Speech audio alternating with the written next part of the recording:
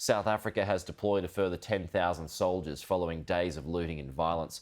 117 people have died so far and more than 3,000 have been arrested after former President Jacob Zuma was jailed for contempt of court. Joining me live now is Durban resident Jacqueline Herbst. Jacqueline, thanks for your time this morning on what must be quite a worrying time for you. Can you give us a sense of what it is like to be there at the moment? Wow, it's something that we haven't experienced before. I took a drive out of my little town yesterday, and it was almost like a scene from Baghdad or something. There's little plumes of black smoke all across the horizon. I mean, people are queuing for food. People are queuing for petrol, for medicine. Because shops have been looted. Our supply chain has been broken. So when the food in the shops that are still open runs out, then we don't know where the next batch is coming from. You hear gunshots when we've been putting up roadblocks. All the community have come together and blocking off their suburbs. And you hear gunshots at night. It's the weirdest thing. And then you hear about this. It's just fire, and it's insane. On Friday, we came back from a shoot up north, and we got stuck they blocked the highway, and we got stuck. It took us 5.5 hours to get home instead of 3 hours. We went a different way around.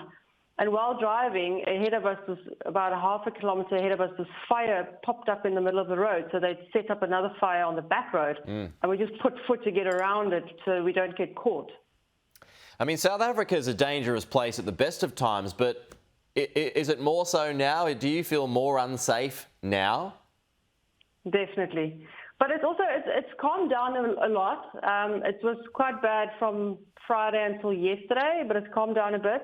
I went into the hotspots today to just get some footage and help with cleanups and that. And there's a good police presence, and the looters have moved off. But there's still a bit of uncertainty as to is this done, or will they come back for a second wave? Or we don't know. Yeah.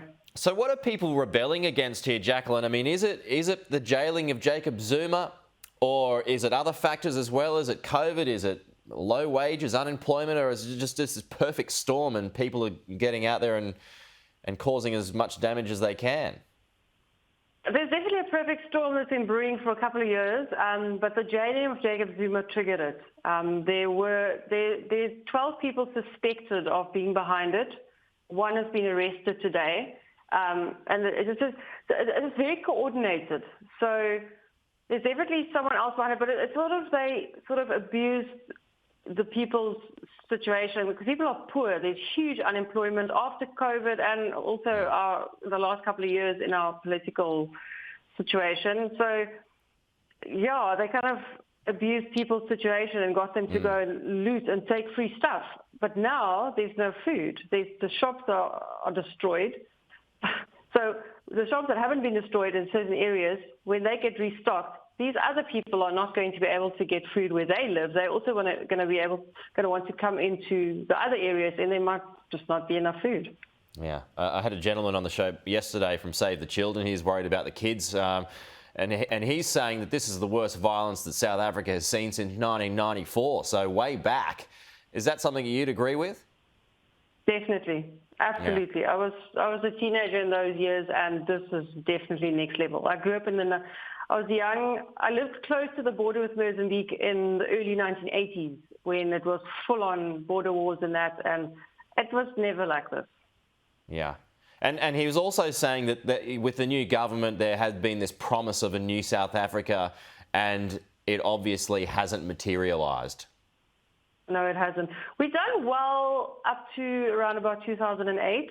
The economy was growing. We were definitely moving forward. And then a huge wave of looting and corruption set in. And, yeah, this is where we are today.